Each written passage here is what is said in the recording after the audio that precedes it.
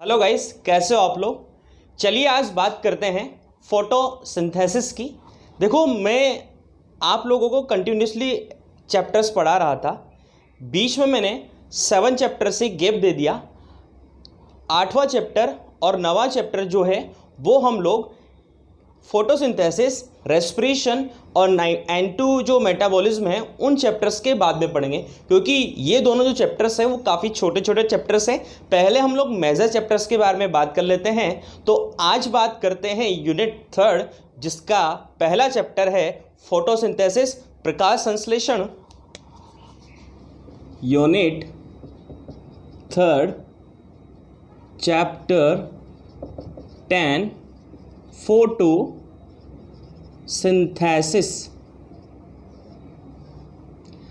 इस पूरी यूनिट की मैक्सिमम जो नंबर है वो 6 नंबर का है, यानी पूरी यूनिट 6 नंबर की है।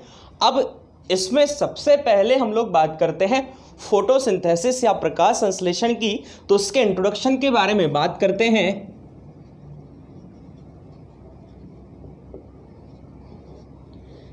इंट्रोडक्शन के बारे में अगर बात करें तो सबसे पहली चीज़ तो ये कि इस पूरी पृथ्वी जो होती है, उस पूरी पृथ्वी पर जितने भी सजीव जो होते हैं, ये सभी सजीवों को ऊर्जा की आवश्यकता होती है।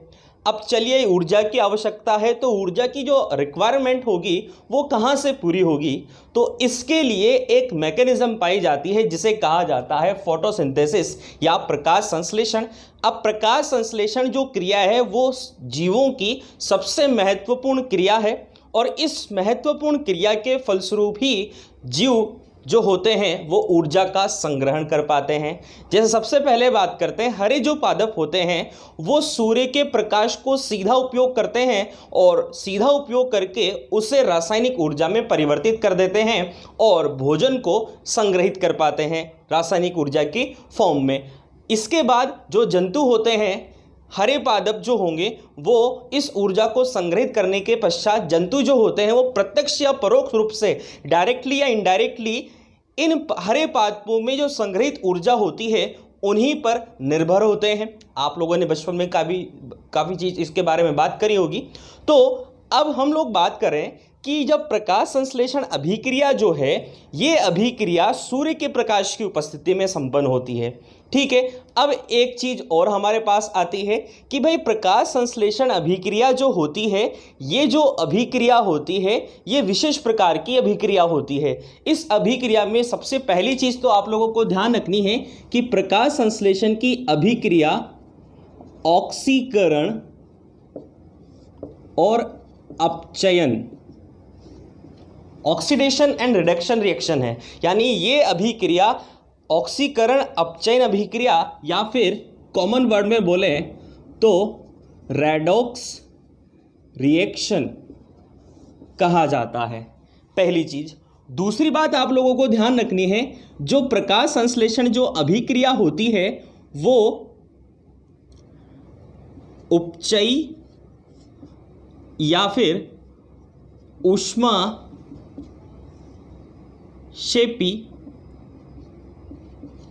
अभिक्रिया होती है। अब ऊष्माक्षेपी अभिक्रिया और उपचयी अभिक्रिया ये क्या होती है। तो हमने दो बातें करी भाई, प्रकाश संश्लेषण जो अभिक्रिया होती है वो ऑक्सीकरण अपचयन अभिक्रिया या रेडॉक्स रिएक्शन होती है, और ये जो प्रकाश संश्लेषण अभिक्रिया जो होती है वो अपचयी या ऊष्माक्षेपी अभिक्रिया भी होती है। इसके बारे में रिएक्शन से बात करेंगे। इससे पहले कुछ चीज़ें और ध्यान रख लीजिए। जो प्रकाश संश्लेषण अभिक्रिया जो होती है, ये अभिक्रिया प्रमुखतः सर्वाधिक जो होती है, यानी सर्वाधिक प्रकाश संश्लेषण की अभिक्रिया जो होती है, सर्वाधिक फोटोसिंथेसिस जो होता है वो होता है समुद्री जो शैवाल होते हैं उनमें। और अगर बिल्कुल भी प्रकाश संश्लेषण जिसमें नहीं होता, यानी फोटोसिंथेसिस में एब्सेंट होता है, वो हैं कवक हुए, कवक के साथ साथ जंतु हुए, और एक प्लांट होता है अमरबेल। ये परजीवी पादप होता है, दूसरे पादपों से भोजन को चूषण विधि के द्वारा अवशोषण का कार्य करता है, जो हमने 11वीं क्लास में बात करी थी। भोज्य पदार्थों का अवशोषण चूषण विधि द्वारा करता है। और कुछ पादप जो होते हैं उनकी जड़ों में प्रकाश संश्लेषण पाया जाता है, जो हैं ट्रापा और टिनोस्पोरा। ठीक है, अब चलिए बात करते हैं पहले जो प्रकाश संश्लेषण है उसके रिएक्शन की। तो देखो, प्रकाश संश्लेषण की अभिक्रिया में 6 CO2 के अणु 12 जल के अणुओं से प्रकाश HU की उपस्थिति में क्लोरोफिल की प्रेजेंस में, जो क्लोरोफिल होता है हरित लवक, उसकी प्रेजेंस में ये 6 जल के अणु, 6 CO2 के अणु और 12 जल के अणु जो होते हैं वो आपस में रिएक्ट करके क्रिया करके एक जल का अणु बनाते हैं। उसके साथ 6 जल के अणु बनते हैं और सह उत्पाद के रूप में 6 ऑक्सीजन के अणु भी बाहर निकलते हैं। अब देखो, इसको ध्यान से देखिए, ये जो अभिक्रिया है, ये अभिक्रिया आपको अपने आप दिख जाएगी कि अपचयी अभिक्रिया है, ऊष्माक्षेपी अभिक्रिया है। क्योंकि देखो, उपचय अभिक्रिया क्यों कहा जाता है? अगर छोटे छोटे अणु मिलकर बड़े अणु का निर्माण करते हैं तो उसे उपचय अभिक्रिया, एनाबॉलिक रिएक्शन कहा जाता है। जैसे देखो, ये CO2 के अणु और जल के अणु, छोटे छोटे अणु बड़े अणु का निर्माण करें, इसलिए इसे उपचय अभिक्रिया भी कहा जाता है। ऊष्माक्षेपी इसलिए कहा जाता है क्योंकि इस क्रिया में ऊर्जा बाहर निकलती है, यानी ऊर्जा का संग्रह किया जाता है।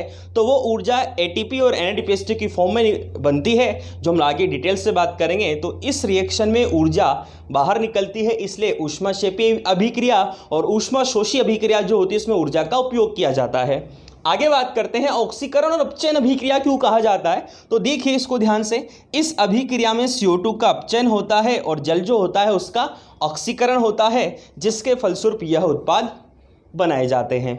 आगे बात करते हैं इसकी डेफिनेशन की। तो प्रकाश संश्लेषण की सीधी सादी डेफिनेशन जो होती है वो ये होती है कि हरे पौधे जो होते हैं वो सूर्य के प्रकाश की उपस्थिति में, हरे पादप सूर्य के प्रकाश की उपस्थिति में वायुमंडल से प्राप्त CO2 और मृदा से अवशोषित जल की सहायता से रासायनिक ऊर्जा के रूप में ग्लूकोज का निर्माण करते हैं और सह उत्पाद के रूप में ऊर्जा बाहर निकलती है।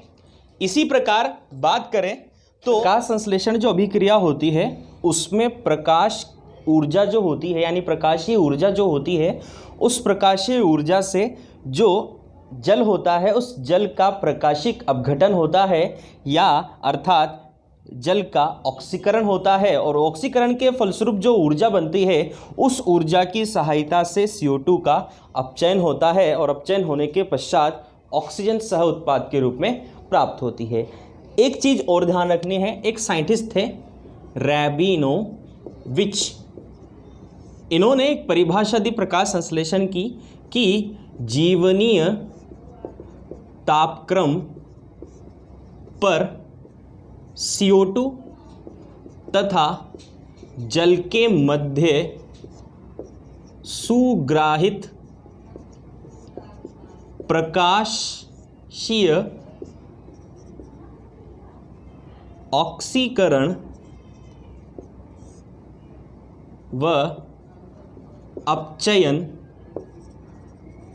अभिक्रिया को प्रकाश संश्लेषण कहा जाता है। तो ये बातें हम लोगों ने फोटोसिंथेसिस के इंट्रोडक्शन में बात करी।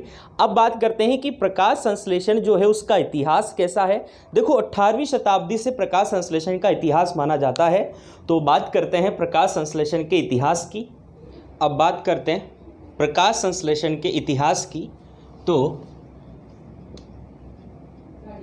हिस्ट्री ऑफ फोटोसिंथेसिस, और इसमें सबसे पहली चीज़ तो ये कि प्रकाश संश्लेषण का जो इतिहास माना जाता है वो माना जाता है 18वीं शताब्दी। और इस बेसिस पर इन्होंने बताया, यानी 18वीं शताब्दी के बाद भी विभिन्न प्रकार के जो साइंटिस्ट थे उन्होंने प्रकाश संश्लेषण की क्रिया पर अध्ययन किए, और इसमें भी दो मत शामिल हो गए कि प्रकाश संश्लेषण की जो इतिहास था उसको दो भागों में डिवाइड कर दिया कि समस्थानिक जो था उनके बारे में जो अध्ययन है वो काफ़ी लेट हुआ। तो प्रकाश संश्लेषण के अध्ययन को या इतिहास को पढ़ने के लिए इसे दो भागों में डिवाइड करके पढ़ा जाता है कि समस्थानिकों के विकास का पूर्व और समस्थानिकों के विकास के बाद। यानी जब समस्थानिकों का विकास हुआ, समस्थानिकों के बारे में साइंटिस्ट जानने लगे, तो उससे पहले प्रकाश संश्लेषण के बारे में क्या बताया गया और उसके बाद क्या बताया गया। तो समस्थानिकों से पूर्व और समस्थानिकों के बाद। अब पहले बात करते हैं, सबसे पहला वैज्ञानिक आता है स्टीफन हेल्स। जब हमने सेकेंड यूनिट स्टार्ट करी थी तो वहाँ ही इस वैज्ञानिक के बारे में बात करी थी कि फादर ऑफ प्लांट फिजियोलॉजी या पादप कार्की का जो जनक है वो कौन है, स्टीफन हेल्स। तो father of plant physiology Stephen Hales को बोला जाता है। इन्होंने बताया कि जो फोटोसिंथेसिस जो होता है उसमें हरे पौधे यानी हरे पौधे प्रकाश संश्लेषण की क्रिया जो करते हैं, तो उस समय यानी हरे पौधे जो होते हैं वो भोजन का निर्माण वायु और प्रकाश की उपस्थिति में करते हैं। इसके बाद अगला वैज्ञानिक आता है जोसेफ प्रिस्टले। जोसेफ प्रिस्टले जो था, इन्होंने ये बताया कि हरे पौधे जो होते हैं वो वायुमंडल को शुद्ध करते हैं, यानी वायुमंडल जो होता है उसको शुद्ध करने का काम कौन करते हैं, हरे पौधे। एक चीज़ और इन्होंने बताई कि जो प्रकाश संश्लेषण होता है उसमें ऑक्सीजन का निकास होता है, यानी ऑक्सीजन बाहर निकलती है। तो जोसेफ प्रिस्टले ने ही प्रकाश संश्लेषण क्रिया में बताया कि प्रकाश संश्लेषण क्रिया में ऑक्सीजन बाहर निकलती है। उसके बाद अगला वैज्ञानिक आता है जैन इंजन होज। जैन इंजन होज जो था, इन्होंने ये बताया कि जो फोटोसिंथेसिस जो होता है उस फोटोसिंथेसिस में प्रकाश की उपयोगिता होती है, यानी प्रकाश आवश्यक होता है प्रकाश संश्लेषण क्रिया में। तो उन्होंने प्रकाश के बारे में बताया। उसके बाद अगले वैज्ञानिक आते हैं सेनेबियर व सेसर। इन दोनों वैज्ञानिकों ने बताया कि प्रकाश संश्लेषण क्रिया में CO2 का उपयोग किया जाता है, यानी CO2 जो होती है वो यूज ली जाती है। अगला वैज्ञानिक हमारे पास आते हैं मेयर। मेयर नामक जो साइंटिस्ट था, उन्होंने बताया कि हरे पौधे जो होते हैं वो प्रकाश ऊर्जा को रासायनिक ऊर्जा में चेंज करते हैं, यानी प्रकाश ऊर्जा जो होती है उसको कन्वर्ट करते हैं रासायनिक ऊर्जा में। अगला साइंटिस्ट हमारे पास आता है ब्लैकमैन, जिन्होंने अप्रकाशिक अभिक्रिया के बारे में बताया, जो आगे डिटेल से पढ़ेंगे। उसके बाद इन्होंने एक चीज़ और बताई कि प्रकाश संश्लेषण अभिक्रिया जो होती है वो प्रकाश रासायनिक व जैव रासायनिक दो प्रकार की अभिक्रिया होती है, जो होती है प्रकाशिक और दूसरी अप्रकाशिक। इन्होंने एक चीज़ के बारे में और बताया, सीमाकारी कारकों का नियम भी प्रतिपादित किया, जिसे डिटेल से आगे पढ़ेंगे। सीमाकारी कारकों का मतलब ये होता है कि छोटे से छोटा कारक जो बहुत कम मात्रा में पौधों के लिए आवश्यक होता है, वे कारक भी पौधों के लिए बहुत ज़्यादा जरूरी होता है, आवश्यक होता है। तो सीमाकारी कारकों का नियम भी ब्लैकमैन ने दिया। उसके बाद अगले बार बात करते हैं वॉन नील की। वॉन नील जो साइंटिस्ट था, उन्होंने बैक्टीरियल फोटोसिंथेसिस के बारे में बताया। देखो, जीवाणुवीय प्रकाश संश्लेषण के बारे में किस वैज्ञानिक ने बताया, वॉन नील ने। यानी वॉन नील ने बताया कि जीवाणु जो होते हैं उनमें भी प्रकाश संश्लेषण की अभिक्रिया संपन्न होती है, जिसे बैक्टीरियल फोटोसिंथेसिस कहा जाता है, और जिसमें हाइड्रोजन सल्फाइड का यूज़ किया जाता है, CO2 का यूज़ नहीं किया जाता है। ठीक है, आगे बात करते हैं। वॉन नील जो था, इन्होंने एक चीज़ के बारे में और बात करी। वॉन नील जो साइंटिस्ट था, इन्होंने एक चीज़ ये बताई कि जब हम प्रकाश संश्लेषण की अभिक्रिया पढ़ते हैं या रिएक्शन पढ़ते हैं, जो ये होती है 6CO2 12H2O C6H12O6, 6H2O और 6O2। तो यहाँ पर प्रकाश संश्लेषण अभिक्रिया में जो ये ऑक्सीजन जो निकलती है, ये ऑक्सीजन जो होती है वो CO2 से ना निकलकर जल से निकलती है। क्यों? इसका रीजन भी अगले साइंटिस्ट ने दिया, उसके बारे में बात करेंगे। तो ये सारी बातें हम लोग करेंगे कि भाई यहाँ पर देखो ध्यान से समझना कि वॉन लिन ने ये बताया कि जो ऑक्सीजन सह उत्पाद के रूप में निकलती है वो CO2 के अणु से ना निकलकर जल के अणुओं से निकलती है, CO2 से नहीं निकलती है। ठीक है, उसके बाद बात करते हैं रॉबर्ट हिल। देखो रॉबर्ट हिल जो था, इन्होंने हिल अभिक्रिया के बारे में बताया, हिल रिएक्शन के बारे में, जिसे प्रकाशिक अभिक्रिया भी कहा जाता है। रॉबर्ट हिल जो साइंटिस्ट थे, इन्होंने ये भी सिद्ध किया कि जो ऑक्सीजन जो निकलती है वो ऑक्सीजन CO2 से ना निकलकर H2O के अणुओं से निकलती है। ये इन्होंने सिद्ध किया। ठीक है, आगे बात करते हैं इमर्सन। एक साइंटिस्ट है जिन्होंने इमर्सन प्रभाव दिया, और इन्होंने इमर्सन प्रभाव का मतलब ये होता है कि अगर किसी भी पौधे पर 680 नैनोमीटर की तरंग दैर्ध्य से अधिक तरंग दैर्ध्य की प्रकाश अगर डाली जाती है तो उसका प्रकाश संश्लेषण की दर घट जाती है। इसी से रिलेटेड एक और इफेक्ट होता है जिसे रेड ड्रॉप इफेक्ट कहते हैं, लाल पतन प्रभाव। इसमें क्या होता है, अगर किसी पौधे को 680 नैनोमीटर से अधिक की और कम की तरंग दैर्ध्य यानी मिश्रित प्रकाश एक साथ दिया जाता है तो उस पौधे की प्रकाश संश्लेषण की दर जो होती है वो बढ़ जाती है। इसमें घटती है और इसमें बढ़ जाती है जब मिश्रित प्रकाश उसमें डाला जाता है। उसके बाद बात करते हैं, देखो रूबेन और कामेन दो साइंटिस्ट थे। इन्होंने रेडियो एक्टिव समस्थानिक ऑक्सीजन 18 का यूज़ किया और यूज़ करके बताया कि जो ऑक्सीजन के अणु जो प्रकाश संश्लेषण क्रिया में निकलते हैं वो CO2 से ना निकलकर जल के अणुओं से निकलते हैं। उसके बाद एक साइंटिस्ट थे आर्नन नामक जो साइंटिस्ट था, उन्होंने ये बताया कि प्रकाश फास्फोलीकरण या प्रकाश फास्फेटीकरण जो अभिक्रिया है उसके बारे में आर्नन नामक साइंटिस्ट ने बताया। और उसके साथ साथ इन्होंने प्रकाश संश्लेषण अभिक्रिया में वर्णक तंत्र, जिसे हम डिटेल से पढ़ेंगे, वर्णक तंत्र या प्रकाशिक तंत्र जो होते हैं उसके बारे में बताया, उसके महत्व के बारे में बताया। तो आर्नन नामक साइंटिस्ट ने इन दोनों चीज़ों के बारे में बताया। उसके बाद एक साइंटिस्ट और हैं मिटशेल, और मिटशेल जो साइंटिस्ट थे इन्होंने प्रकाश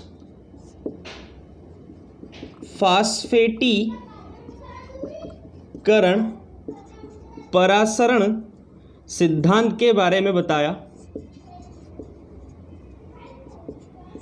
चलिए अब बात करते हैं, जो प्रकाश संश्लेषण की जो क्रिया होती है वो पौधे के किस भाग में संपन्न होती है, यानी प्रकाश संश्लेषण का स्थल क्या है। तो बात करते हैं साइट ऑफ फोटोसिंथेसिस। तो फोटोसिंथेसिस की साइट की अगर हम लोग बात करें तो पौधे के जितने भी हरे भाग होते हैं उन सभी हरे भाग जो होता है उसमें विशेष प्रकार की कोशिकांग पाया जाता है जिसे हरित लवक या क्लोरोफिल कहा जाता है। और ये क्लोरोफिल या हरित लवक जो होता है वो पत्तियों के पर्णमध्योतक वाले भाग में पाया जाता है। अब ये जो पत्तियां जो होती हैं उस पत्तियों के जो पर्णमध्योतक या मेसोफिल टिश्यू वाला जो भाग होता है उसमें सर्वाधिक संख्या में हरित लवक या क्लोरोफिल उपस्थित होता है। और इसी क्लोरोफिल के बारे में बात करते हैं कि क्लोरोफिल की संरचना कैसी होती है। देखो एक साइंटिस्ट था शिम्पर नामक साइंटिस्ट, और शिम्पर नामक साइंटिस्ट ने सबसे पहले हरित लवक के बारे में बताया। अब देखो एक चीज़ और आप लोगों को ध्यान में आ रही होगी, हमने 11वीं क्लास में बात करी थी, जो पौधे होते हैं उस पौधों में लवक जो होते हैं वो 3 प्रकार के होते हैं, अवर्णी लवक, वर्णी लवक और हरित लवक। तो हम अभी बात कर रहे हैं हरित लवक या क्लोरोफिल की। अब क्लोरोफिल या जो हरित लवक जो होता है वो दोहरी झिल्ली से आबद्ध कोशिकांग होता है। ये होती है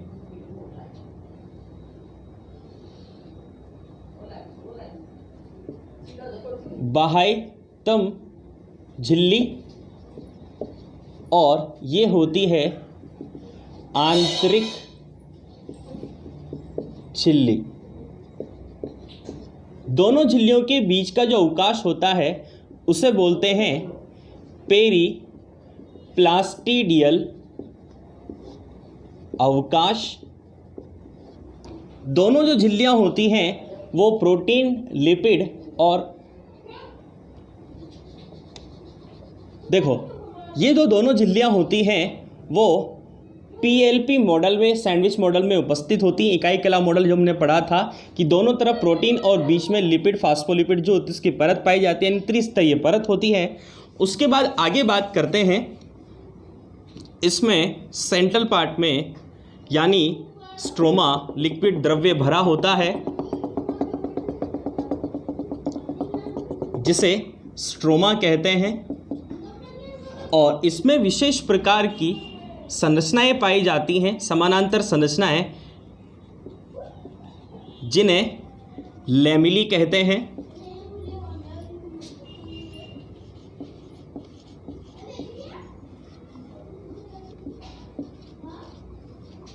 ठीक है, तो ये कहलाती हैं लैमेली। अब ये लैमेली दो प्रकार की होती हैं। कैसे? देखो, जो ये समानांतर संरचनाएं होती हैं वो कुछ जगह पर एक सिक्के समान संरचना के रूप में पाई जाती हैं जिसे कहा जाता है ग्रेनम, और बहुत सारे ग्रेनम जो होते हैं उसे बहुवचन के रूप में ग्रेना कहा जाता है। ये जो ग्रेनम जो होती हैं वो सिक्के के रूप में व्यवस्थित होती हैं। तो इस एक इकाई जो होती है, एक सिक्के नुमा जो संरचना होती है उसे थाइलेकॉइड कहा जाता है। अब आप लोगों को एक चीज़ और ध्यान रखनी है कि लैमेली इस आधार पर दो प्रकार की होगी। अगर स्ट्रोमा भाग में पाई जाती है लैमेली तो उसे कहा जाता है स्ट्रोमा लैमेली, और ग्रेना वाले भाग में जो पाई जाती है उसे कहा जाता है ग्रेना लैमेली। उसके बाद इसमें 70 इस प्रकार का राइबोसोम पाया जाता है, डीएनए, आरएनए, कुछ विशेष प्रकार की ओस्मोफिलिक बूंदें, कुछ विशेष प्रकार के मिनरल्स या लवण पाए जाते हैं, स्टार्च की बूंदें पाई जाती हैं। तो इस आधार पर ये पूरा हमारा हरित लवक की संरचना के बारे में बात हुई कि हरित लवक जो होता है, इस हरित लवक में प्रकाश संश्लेषण की क्रिया संपन्न होती है। चलिए आगे बात करते हैं। थाइलेकाइड जो होती है, ये थाइलेकाइड जो होती है इनकी सतह पर विशेष प्रकार के वर्णक पाए जाते हैं, और ये जो वर्णक होते हैं वो प्रकाश संश्लेषी वर्णक कहलाते हैं, और प्रकाश संश्लेषी वर्णकों के बारे में आगे बात करेंगे। तो थाइलेकाइड जो होती है उसकी सतह पर विशेष प्रकार की संरचना पाई जाती है जिसे कहा जाता है क्वांटासोम, और ये क्वांटासोम जो होता है वही प्रकाश संश्लेषण की इकाई होती है। ठीक है, आगे अगर हम लोग बात करें क्वांटासोम के बारे में, बात जो सबसे पहले क्वांटासोम का अध्ययन जो किया वो किया पार्क एवं पान ने। तो पार्क एवं पान ने क्वांटासोम के बारे में सबसे पहले बताया। उसके बाद बात करें कि क्वांटासोम जो होता है उसमें ही प्रकाश संश्लेषी वर्णक पाए जाते हैं जो अलग अलग तरंग दैर्ध्य की प्रकाश को ग्रहण करते हैं। अब एक चीज़ और आप लोगों को ध्यान रखनी है कि पौधे जो होते हैं वो प्रकाश संश्लेषण क्रिया में दृश्य प्रकाश की तरंग दैर्ध्य को ही ग्रहण करते हैं, और दृश्य प्रकाश की तरंग दैर्ध्य के लिए आवश्यक जो रंग है जैसे बैंगनी, नीला व लाल रंग के प्रकाश को ग्रहण करते हैं, जिनकी तरंग दैर्ध्य 400 से 700 नैनोमीटर के मध्य होती है, और यही तरंग दैर्ध्य जो होती है वो कहलाती है पार, जिसकी फुल फॉर्म होती है फोटो सिंथेटिकली एक्टिव रेडिएशन पार। तो पार का मतलब होता है कि एक विशेष प्रकार की तरंग दैर्ध्य में ही पौधे जो होते हैं, यानी एक विशेष प्रकार की तरंग दैर्ध्य के प्रकाश में ही पौधे प्रकाश संश्लेषण की क्रिया को संपन्न करते हैं, और वो दृश्य प्रकाश कहलाता है जो बैंगनी, नीले और लाल रंग का होता है। आगे हम लोग अगर बात करें, देखो एक क्वांटासोम जो होता है ना, इस एक क्वांटासोम के अणु में लगभग 230 पर्णहरित के अणु या शॉर्ट फॉर्म में क्लोरोफिल के अणु पाए जाते हैं, जिसमें से क्लोरोफिल ए जो होता है वो 160 होते हैं और क्लोरोफिल बी जो होता है वो 70 होते हैं। उसके बाद अगर हम लोग बात करें, इसमें 48 जो अणु होते हैं वो पाए जाते हैं कैरोटीनॉइड के और 46 पाए जाते हैं क्यूनॉन के और लगभग 116 अणु जो होते हैं वो पाए जाते हैं फॉस्फोलिपिड के और कुछ एंजाइम पाए जाते हैं जिसके बारे में हम लोग बात करें। तो ये प्रकाश संश्लेषण की जो क्रिया होती है वो संपन्न होती है क्वांटासोम में। तो क्वांटासोम में संपूर्ण प्रकाश संश्लेषण क्रिया संपन्न होती है, इसमें उपस्थित वर्णकों में संपन्न होती है। तो इसका मतलब ये हुआ कि सीधा साधा अगर हम लोग देखें तो हरे पौधे की जो पत्तियां होती हैं उन पत्तियों में उपस्थित पर्णमध्युतक कोशिकाएं जो होती हैं उनमें पाए जाने वाला जो हरित लवक होता है, उस हरित लवक जो कोशिकांग जो होता है, उस हरित लवक कोशिकांग के अंदर विशेष प्रकार की जो ग्रेना लेमिली जो होती है, उस ग्रेना लेमिली में पाई जाने वाली जो थाइलेकाइड जो होती है, उस थाइलेकाइड की जो सतह होती है उसमें विशेष प्रकार की क्वांटासोम नामक संरचना पाई जाती है, जिसमें उपस्थित प्रकाश संश्लेषी वर्णक जो होते हैं उनमें प्रकाश संश्लेषण की क्रिया संपन्न होती है। तो वो बात करते हैं। अब बात करते हैं प्रकाश संश्लेषी वर्णक जो होते हैं वो कितने प्रकार के होते हैं और इन वर्णकों की संरचना कैसे होती है उसके बारे में बात करते हैं। अब बात करते हैं प्रकाश संश्लेषी वर्णक की। प्रकाश संश्लेषी वर्णक, देखो प्रकाश संश्लेषी वर्णकों की अगर हम लोग बात करें तो देखो जो पौधे होते हैं उन पौधों में सूर्य की प्रकाश ऊर्जा को ग्रहण करने के लिए विशेष प्रकार के वर्णक पाए जाते हैं जिन्हें प्रकाश संश्लेषी वर्णक कहा जाता है। और पौधों में मुख्यतः प्रकाश संश्लेषी वर्णक 3 प्रकार के होते हैं। सबसे पहला होता है क्लोरोफिल, दूसरा होता है कैरोटीनॉइड, तीसरा होता है फाइकोबिलिन्स।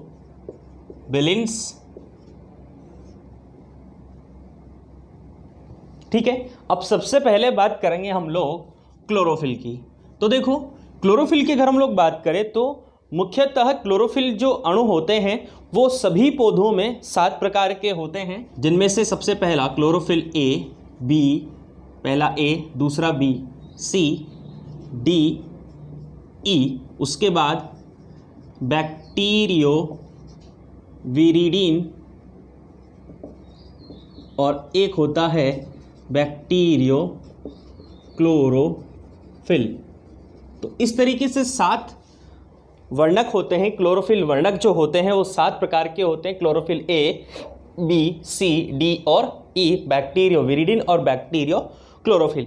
इनमें से सबसे महत्वपूर्ण जो होता है वो क्लोरोफिल ए होता है, जो बैक्टीरिया को छोड़कर जितने भी प्रकाश संश्लेषी पौधे जो होते हैं उनमें पाया जाता है। क्लोरोफिल बी जो होता है वो सहायक वर्णक के रूप में कार्य करता है और जितने भी प्रकाश संश्लेषी जो पौधे होते हैं उन सब में पाया जाता है। एक चीज़ और आप लोगों को ध्यान रखनी है कि क्लोरोफिल ए जो होता है वो कार्बनिक विलायकों में विलय होता है और सबसे ज़्यादा विलयशील जो होता है वो क्लोरोफिल बी होता है।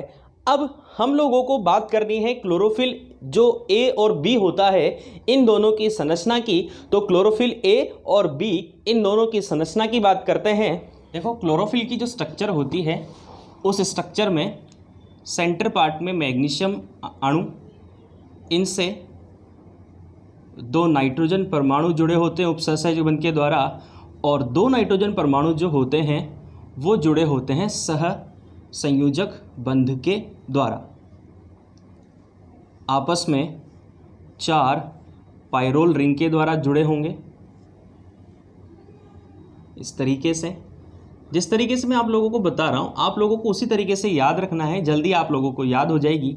उसके बाद यहाँ से हर कोने को इस तरीके से बनाना है।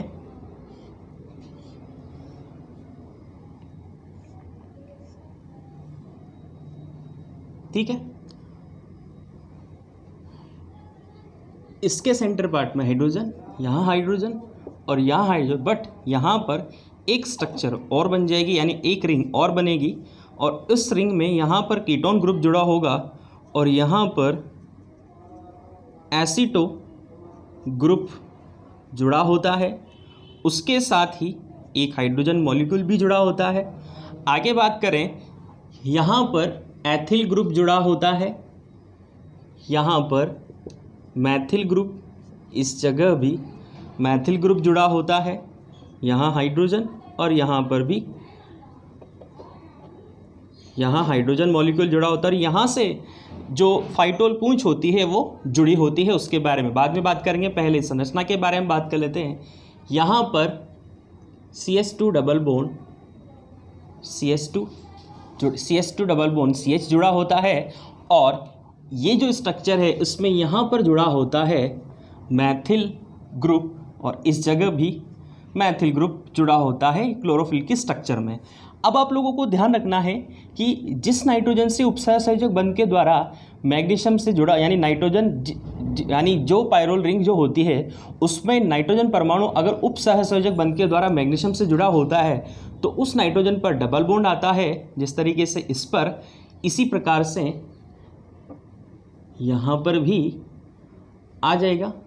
और अब आप लोगों को ध्यान रखना है कि जैसे यहाँ से स्टार्ट करेंगे, एक डबल बॉन्ड यहाँ, तो एक बॉन्ड को छोड़कर अगला डबल बॉन्ड यहाँ पर आएगा, इस बॉन्ड को छोड़ेंगे तो इस जगह आएगा, इस बॉन्ड को छोड़ेंगे तो यहाँ आएगा, इसको छोड़ेंगे तो यहाँ पर आ जाएगा और यहाँ छोड़ा तो यहाँ पर आ गया। फिर उसके बाद इसको छोड़ेंगे तो यहाँ पर आ जाएगा। फिर उसके बाद एक बॉन्ड छोड़कर यहाँ पर आ जाएगा, एक बॉन्ड छोड़ेंगे तो ये वाला बॉन्ड छोड़ा तो इस जगह नहीं आ पाएगा, यहाँ पर आ पाएगा। और इस तरीके से ये बॉन्ड वाली स्ट्रक्चर आप लोगों को ध्यान रखनी है।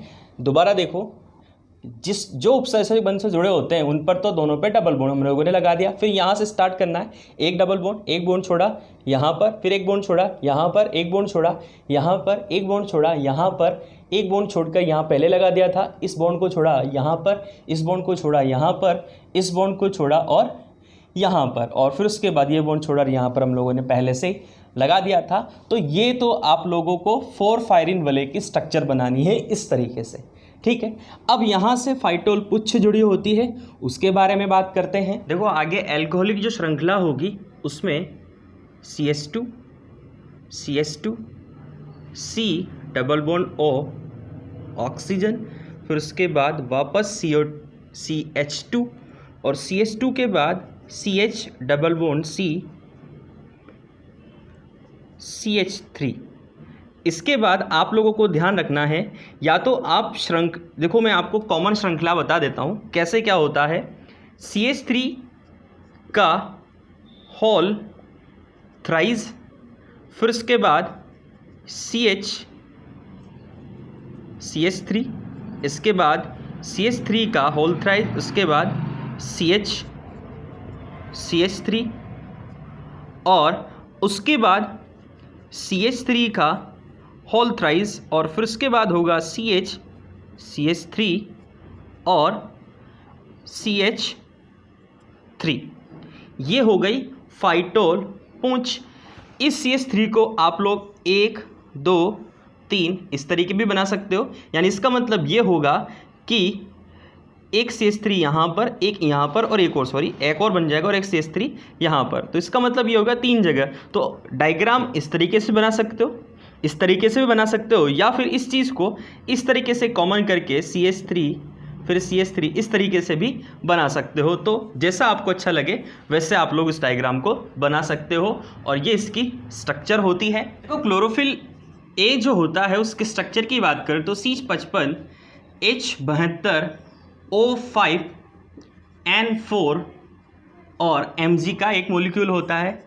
क्लोरोफिल बी की अगर हम लोग बात करें तो C55 H70O6N4 Mg होता है। तो इतना सा अंतर होता है कि यहाँ पर 2 हाइड्रोजन कम होता है और यहाँ पर 1 हाइड्रोजन बढ़ जाता है। तो देखो आप लोगों को इतना सा ध्यान रखना है, ये तो क्लोरोफिल ए की संरचना। क्लोरोफिल बी की संरचना में ये जो मैथिल समूह होता है इसकी जगह CHO ग्रुप आकर जुड़ जाता है। तो आप लोगों को ये ध्यान रखना है, क्लोरोफिल ए का अणुसूत्र ये होता है, क्लोरोफिल बी का अणुसूत्र ये होता है। इसके बाद एक चीज़ और ध्यान रखनी है कि क्लोरोफिल ए जो होता है वो नीले हरे रंग का होता है और क्लोरोफिल बी जो होता है वो पीले हरे रंग का होता है। अगले वर्णक की बात करते हैं। दूसरा वर्णक है कैरोटीनॉइड्स। कैरोटीनॉइड्स जो होते हैं, सामान्यतः एक साइंटिस्ट था वैकेन रोडर। इस वैकेन रोडर ने गाजर में सबसे पहले इस वर्णकों को देखा। ये सहायक वर्णक की तरह कार्य करते हैं। सूर्य की प्रकाश ऊर्जा जो क्लोरोफिल उस ऊर्जा को ग्रहण नहीं कर पाता या उस तरंग दैर्ध्य के प्रकाश को जो क्लोरोफिल द्वारा ग्रहण नहीं किया जाता, उन प्रकाश की किरणों को ये कैरोटीनॉइड ग्रहण करता है और ग्रहण करके क्लोरोफिल तक पहुंचाने का कार्य करता है। तो एक तरह से सहायक शोषण यानी सहायक प्रकाश वर्णक की तरह कार्य करता है। और ये जो वर्णक होता है कैरोटीनॉइड, ये दो प्रकार का होता है। पहला होता है कैरोटीन जो लाल रंग का होता है। इसका अणुसूत्र C40H56 होता है। और ये जो कैरोटीन होता है उसके एग्जाम्पल की बात करें तो पहला है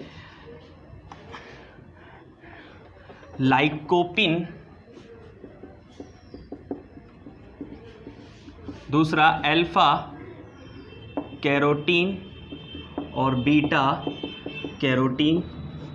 अगले की बात करें तो जिसे बोलते हैं जैंथोफिल। ये जो जैंथोफिल जो होता है उसे पर्णप्रीत या कैरोटीनोल्स भी कहा जाता है और ये पीले भूरे रंग का होता है और इसका अणुसूत्र C40H56O2 होता है। एग्जाम्पल की बात करें तो ल्यूटीन, नियोजेंथीन, जियाजेंथीन और क्रिप्टोजेंथीन होता है।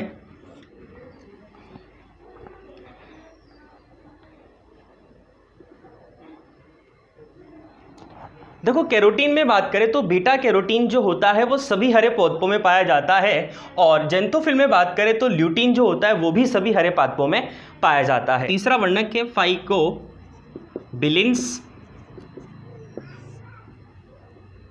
ये फाइकोबिलिन्स जो होता है ये नीले हरे शैवालों में पाया जाता है। यानी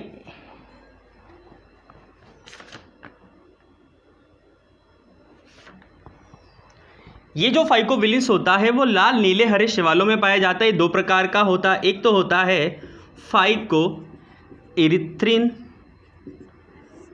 अब फाइकोइरिथ्रिन की बात करें तो ये पाया जाता है लाल शैवालों में। देखो इरिथ्रिन लाल रंग से रिलेटेड होता है।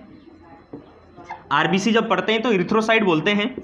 उसके बाद बात करते हैं फाइकोसाइनिन, साइनोबैक्टीरिया से रिलेटेड, यानी ये नीले शैवाल जो होते हैं, नीले हरे शैवाल जो होते हैं उनमें पाया जाता है। तो ये हम लोगों ने बात करी जो वर्णक होते हैं उनके बारे में, तीन प्रकार के वर्णकों के बारे में बात करी, उनकी संरचना के बारे में बात करी। अब बात करते हैं कि जो प्रकाश जो होता है उसकी प्रकृति कैसी होती है।